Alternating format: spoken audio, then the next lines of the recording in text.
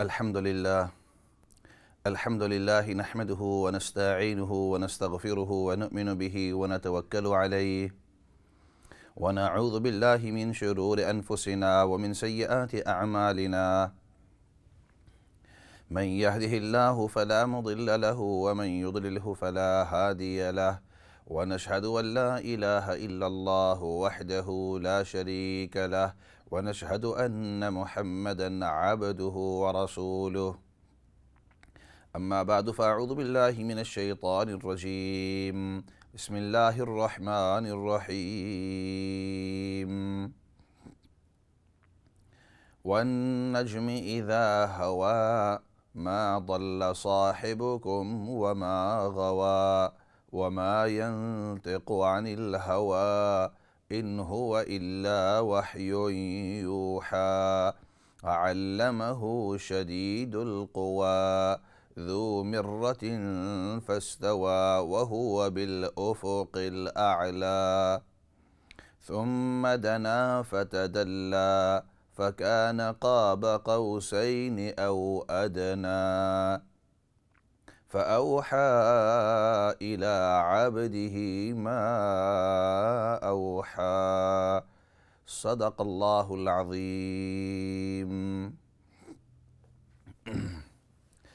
محترم و مکرم سامعین، السلام علیکم ورحمۃ اللہ وبرکاتہ۔ محترم و مکرم سامعین، ناظرین، پچھلے سیشن کے اندر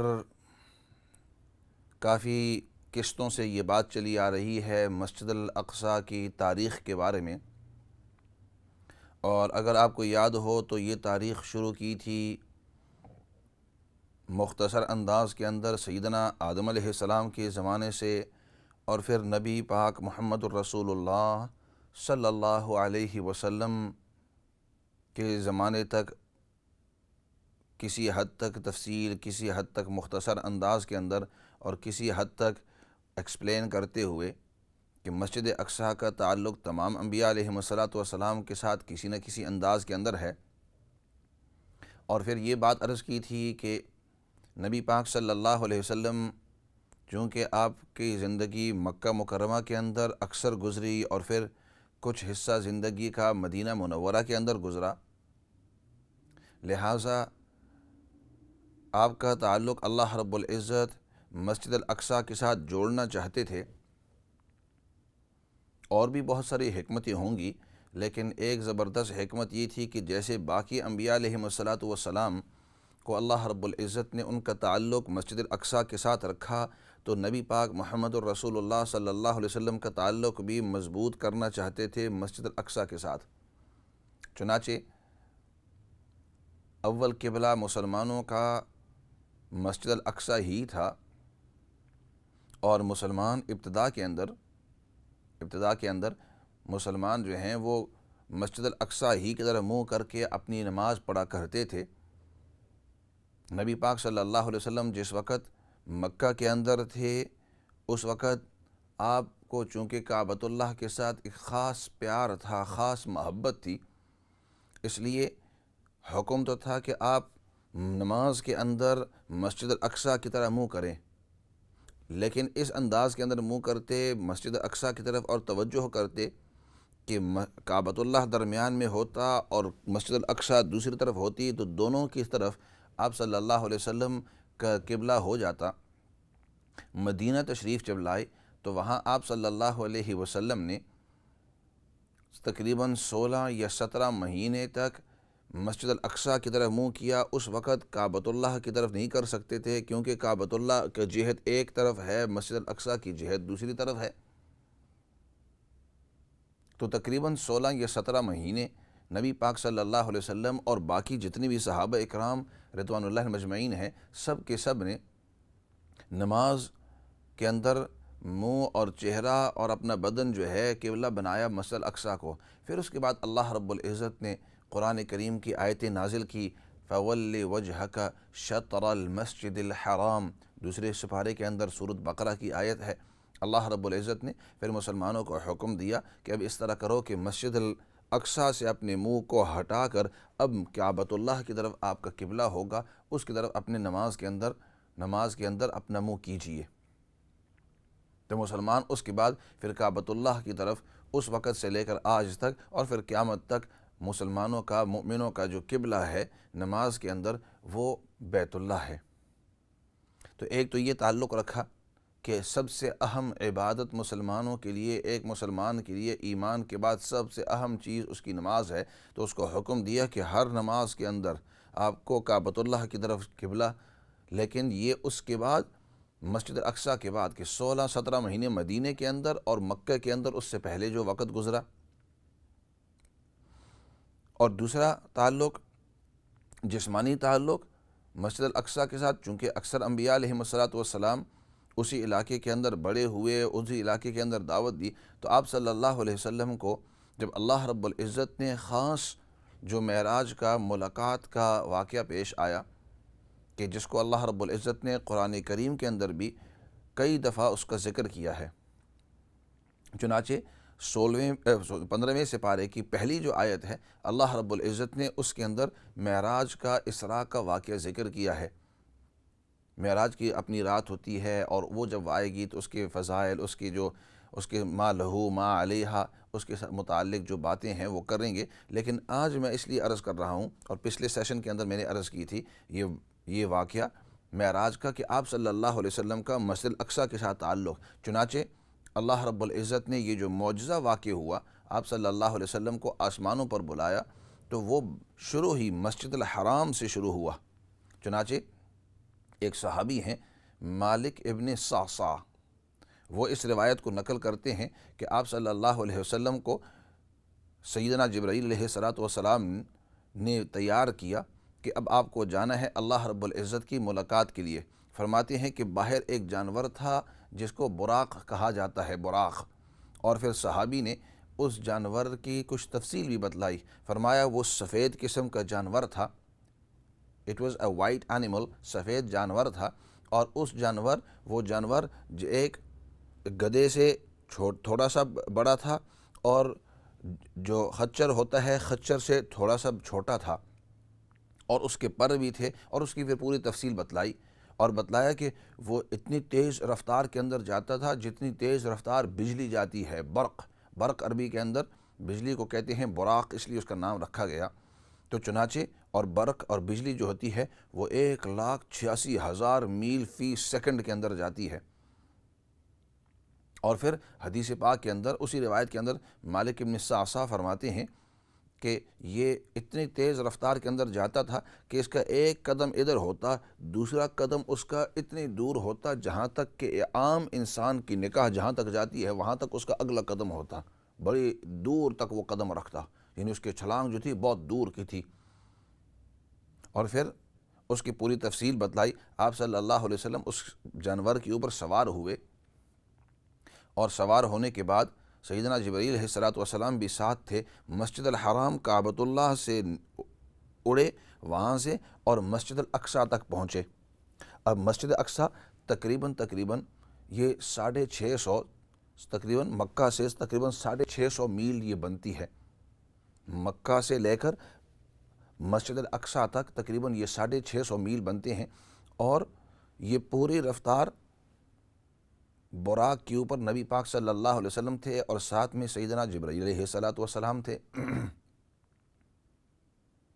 وہاں جب آپ صلی اللہ علیہ وسلم پہنچے، براق سے اترے، براق کو وہاں جو جانور تھا، وہ اسپیشل جو جانور تھا، وہیں اس کو رکھ دیا۔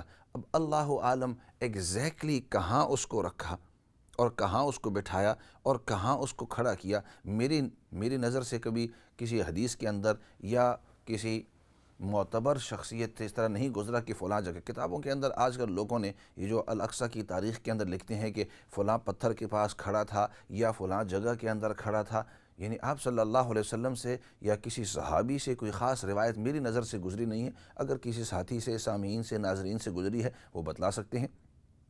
اور یہ کہنا اس لیے بھی ضروری ہے کہ بعض لوگ یہ سمجھتے ہیں کہ براق ایک خاص جگہ کے اندر، اور پھر اس جگہ کو خاص جا کر وہ دیکھتے ہیں، اور پھر یہ کہتے ہیں کہ یہ جو قبۃ الصخرہ ہے، یہ جس کو ایک وقت کے بادشاہ نے بنایا تھا، وقت کے خلیفہ نے، ملک ابن مروان نے بنایا تھا، تو عبد الملک ابن مروان نے یہ بنایا تھا بعد میں، بہت بعد میں، تو اس جگہ کے اندر براق کھڑا تھا، اللہ عالم۔ لیکن اتنا ہمیں پتہ ہے کہ براق جو جانور ہے وہاں آیا تھا، نبی پاک صلی اللہ علیہ وسلم وہاں سے اترے، اور اترنے کے بعد پھر آپ صلی اللہ علیہ وسلم اندر تشریف لائے مسجد اقصیٰ کے اندر، اور انبیاء علیہم السلام آپ کا انتظار فرما رہے تھے۔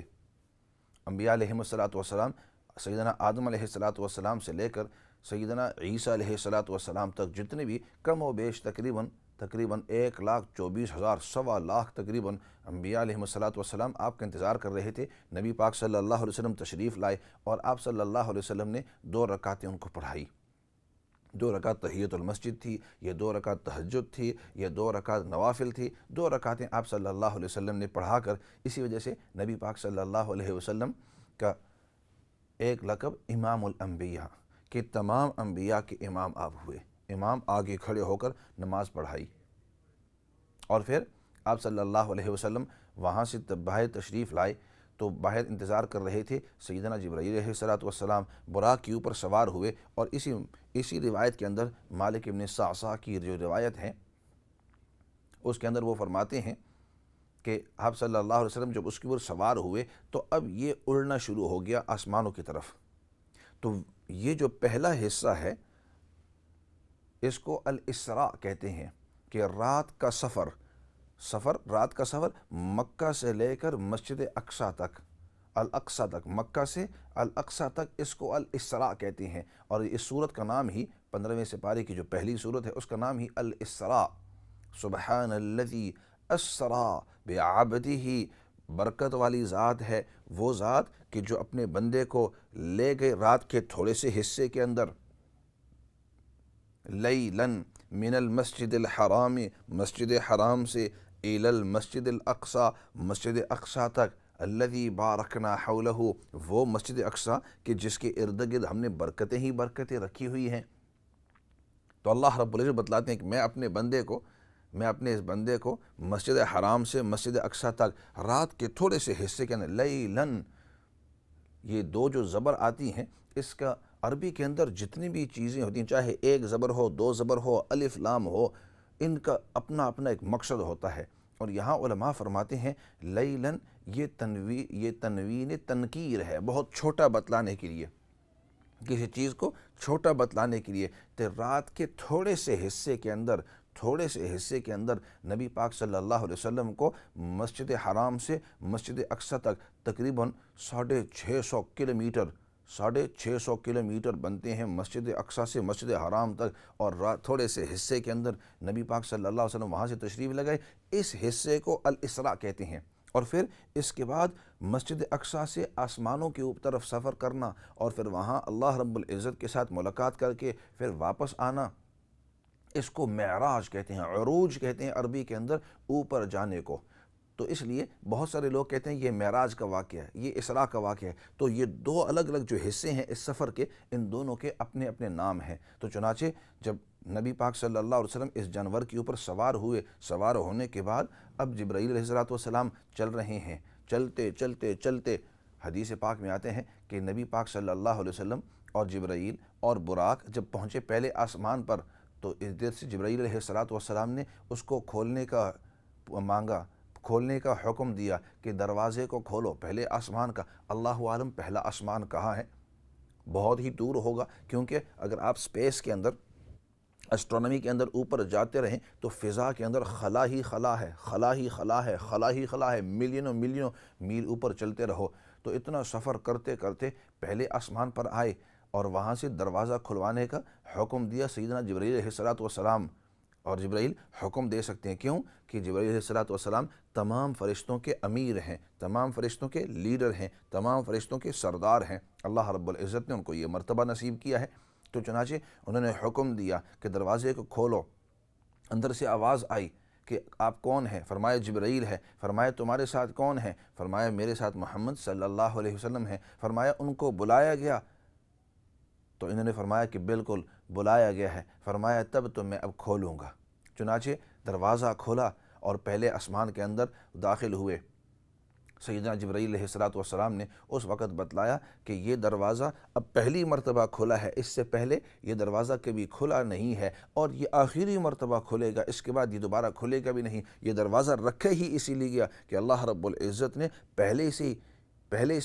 پہلے سے یہ ارادہ تھا کہ جب آپ کی معراج ہوگی، آپ کا اوپر چڑھنا ہوگا، آپ کے ساتھ ملاقات ہوگی، وہ اس رات کے اندر ہوگی اور اس جگہ سے آپ کو آنا ہوگا، اس لیے یہ دروازہ رکھا گیا۔ چنانچہ جبرائیل علیہ السلام اندر تشریف لائے، دروازے کے اوپر پہلے آسمان کے اوپر آئے، اور پہلے آسمان کے اوپر وہاں نبی آدم علیہ السلام کے ساتھ ملاقات ہوئی۔ پہلے آسمان کے اوپر آدم علیہ السلام ہیں، اور پھر وہاں بیٹھے بیٹھے ان کے ساتھ آدم علیہ السلام نے فرمایا مرحباً بابن صالح و نبی صالح، خوش آمدید ہو میرے نیک بیٹے کو، میرے نیک نبی کو، کیونکہ آدم علیہ السلام ابو البشر ہیں، تمام انسانوں کے والد ہیں، لہٰذا وہ کہہ سکتے ہیں، فرمایا بڑی خوشی کے ساتھ کہ مرحباً بابن صالح و نبی صالح، خوش آمدید ہو، آؤ آؤ آؤ، خوش آمدید ہو نیک نبی کو، نیک بیٹے کو۔ اور وہاں پھر آدم علیہ السلام کے ساتھ آپ صلی اللہ علیہ وسلم کی ملاقات ہوئی۔ اس کے بعد اوپر چڑھتے گئے، چڑھتے چڑھتے دوسرے آسمان کے اوپر گئے، وہاں بھی یہی ماجرا ہوا۔ سیدنا جبرائیل علیہ السلام نے دروازے کے پاس پہنچ کر دوسرے آسمان کے دروازے کے اوپر حکم دیا دروازہ کھولنے کا۔ فرشتے نے آواز اندر سے دی کہ آپ کون ہیں؟ فرمایا جبرائیل ہے۔ عرض کیا آپ کے ساتھ کون ہے؟ فرمایا میرے ساتھ محمد صلی اللہ علیہ وسلم ہیں۔ اس کے بعد پھر آپ صلی اللہ علیہ وسلم کے بارے میں پوچھا گیا کہ ان کو بلایا گیا یا خود آئے ہیں؟ فرمایا بلایا گیا اوپر سے اللہ کی طرف سے۔ اندر سے دروازہ کھلا، اندر دوسرے آسمان کے اوپر گئے، وہاں دیکھا سیدنا عیسیٰ علیہ السلام ہے، وہاں سیدنا یحییٰ علیہ السلام ہے، دونوں نبی ہیں، بنی اسرائیل کے انبیاء علیہ السلام۔ ان کے ساتھ ملاقات ہوئی۔ انہوں نے کیا کہا؟ انہوں نے کہا کہ مرحباً باخ صالح و نبی صالح، خوش آمدید ہو ہمارے نیک بھائی کو، خوش آمدید ہو ہمارے نیک نبی کو۔ تو دوسرے آسمان کے اوپر سیدنا یحییٰ علیہ السلام اور سیدنا عیسیٰ علیہ السلام تیسرے آسمان کے اوپر چڑھے، دروازے کے اوپر وہی ماجرا ہوا کہ جبرائیل علیہ السلام سوال کرتے رہے، اندر سے جواب آتا رہا۔ پھر دروازہ جب کھلا، اندر گئے، وہاں سیدنا یوسف علیہ السلام موجود تھے۔ یوسف علیہ السلام کے ساتھ بھی اسی طرح بات ہوئی۔ آگے چڑھتے گئے اوپر، پھر ادریس علیہ السلام کے ساتھ ملاقات، باقی انبیاء علیہ السلام کے ساتھ ملاقات ہوئی، اور بھی انبیاء علیہ السلام تھے، اور بھی انبیاء تھے وہاں۔ آگے چلتے گئے، چلتے چھٹے آسمان کے اوپر، پانچویں آسمان کے اوپر جب پہنچے تو وہاں سیدنا موسیٰ علیہ السلام تھے، ان کے ساتھ ملاقات ہوئی، ان کے ساتھ بات چیت ہوئی۔ انہوں نے بھی یہی کہا کہ مرحباً باخ صالح و نبی صالح، خوش آمدید ہو نیک بھائی، نیک نبی کو۔ اور اس کے بعد تھوڑی دیر کے بعد سیدنا موسیٰ علیہ السلام کی ملاقات کے بعد سیدنا موسیٰ علیہ السلام رونے لگے۔ آپ صلی اللہ علیہ وسلم نے پوچھا کہ کیوں رو رہے ہو؟ فرمایا بات یہ ہے کہ میرے پاس وقت بہت زیادہ تھا اور امت بھی، لوگ بھی بہت تھے، لیکن تم کتنے جوان ہو، کتنی تھوڑی سی تمہیں عمر دی گئی ہے، لیکن اس کے باوجود جنت کے اندر تیری امتی جو ہوں گے وہ بہت ہی زیادہ جنت کے اندر جائیں گے میری امت کی بنسبت۔ میرے جو متبعین ہیں وہ بہت تھوڑے ہیں تمہارے متبعین کی بنسبت۔ خیر بات چیت ہوئی، اس کے بعد اوپر چلتے گئے، آخری آسمان کے اوپر گئے، اور وہاں ابراہیم علیہ السلام کے ساتھ ملاقات ہوئی۔ سیدنا ابراہیم علیہ السلام کے بارے میں آتا ہے، وہاں وہ اپنا ٹیک لگائے ہوئے تھے بیت المعمور کے ساتھ ٹیک لگائے ہوئے تھے۔ فرمایا مرحباً بابن صالح و اخ صالح، ادھر آؤ، خوش آمدید ہو میرے نیک بیٹے کو، میرے نیک نبی کو۔ آپ صلی اللہ علیہ وسلم وہاں تشریف لے گئے، ابراہیم علیہ السلام کے ساتھ ملاقات ہوئی، کیونکہ ابراہیم علیہ السلام کے دو بیٹے تھے، ایک اسحاق علیہ السلام اور اسماعیل علیہ السلام۔ اسماعیل علیہ السلام کی لڑی سے آپ صلی اللہ علیہ وسلم تشریف لائے، اسی خاندان سے۔ چنانچہ آپ صلی اللہ علیہ وسلم کے ساتھ بیٹھ کر ابراہیم علیہ السلام نے بات چیت کی۔ ابراہیم علیہ السلام ٹیک لگائے ہوئے تھے اس طرح بیت المعمور کے ساتھ۔ بیت المعمور بیت المعمور یہ وہ جگہ ہے جیسے مسلمانوں کے لیے دنیا کے اندر کعبۃ اللہ ہے۔ حدیث پاک میں آتا ہے بیت المعمور کے بارے میں، چنانچہ اللہ رب العزت نے بھی اس کا ذکر کیا ہے۔ اعوذ باللہ من الشیطان الرجیم والطور وکتاب مستور فی رق منشور والبیت المعمور والبیت المعمور۔ اللہ رب العزت نے اس سورت کے اندر، سورۃ الطور کے اندر 27ویں سپارہ ہے، اس کے اندر اللہ رب العزت نے بڑی بڑی قسمیں کھائی ہیں، اور اللہ رب العزت کسی اہم چیز کا ذکر فرمانا چاہتے ہیں تو ایک بڑی چیز سے قسم کھاتے ہیں۔ والطور، کوہ طور کی میں قسم کھاتا ہوں۔ والطور، یہ واو جو ہوتا ہے یہ قسم کے لیے آتا ہے۔ والطور، کوہ طور کی میں قسم کھاتا ہوں۔ وکتاب مستور، اور وہ کتاب جو لکھی ہوئی ہے یعنی لوح محفوظ، اس کی بھی میں قسم کھاتا ہوں۔ فی رق منشور والبیت المعمور، اور بیت المعمور جو ہے اس کی بھی میں قسم کھاتا ہوں۔ چنانچہ معلوم ہوا کہ بیت المعمور اللہ رب العزت کی یہاں بہت ہی محترم جگہ ہے، اور حدیث پاک میں آتا ہے کہ نبی پاک صلی اللہ علیہ وسلم کے ارشاد ہے کہ بیت المعمور جو ہے یہ بالمقابل کعبۃ اللہ کے ہے۔ کعبۃ اللہ اگر اوپر چلتے جاؤ چلتے جاؤ چلتے جاؤ تو ایگزیکٹلی اس کے اوپر یہ کعبۃ اللہ کے بیت المعمور ہے۔ اور جیسے مؤمنین مسلمین جو ہیں وہ بیت اللہ کے ارد گرد چکر لگاتے ہیں اور طواف کرتے ہیں اور اس کو ایک عبادت سمجھتے ہیں، فرمایا اسی طرح بیت المعمور کے ارد گرد فرشتے اس کا طواف کرتے ہیں۔ تو کعبۃ اللہ کے ارد گرد انسان اور جنات جو ہیں وہ طواف کرتے ہیں، اور بیت المعمور کے ارد گرد فرشتے طواف کرتے ہیں۔ اور پھر حدیث پاک کے اندر نبی پاک صلی اللہ علیہ وسلم کا ارشاد ہے، فرمایا ایک وقت کے اندر بیت المعمور کے ارد گرد ایک وقت کے اندر 70,000 فرشتے ایک وقت کے اندر طواف کرتے ہیں۔ وہ طواف کرتے ہیں بیت المعمور کے ارد گرد اور طواف کر کے چلے جاتے ہیں، دوسرے 70,000 آتے ہیں اور وہ 70,000 اس کے ارد گرد طواف کرتے ہیں، طواف کر کے وہ بھی چلے جاتے ہیں۔ فرمایا اللہ کے فرشتے اتنے زیادہ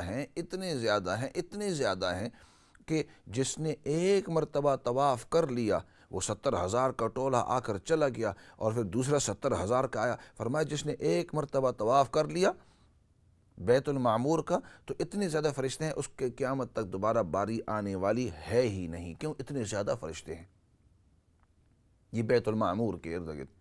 اللہ رب العزت نے اس کو عجیب بنایا ہے۔ تو خیر عرض کر رہا تھا کہ سیدنا ابراہیم علیہ السلام وہاں تشریف فرما تھے، آپ صلی اللہ علیہ وسلم کی ان کے ساتھ بات چیت ہوئی، پھر اس کے بعد سیدنا جبرائیل علیہ السلام نبی پاک صلی اللہ علیہ وسلم کو آگے لے جا رہے ہیں، چلتے چلتے آگے لے جا رہے ہیں سیدنا جبرائیل، اور براق پر آپ صلی اللہ علیہ وسلم تشریف فرما ہے۔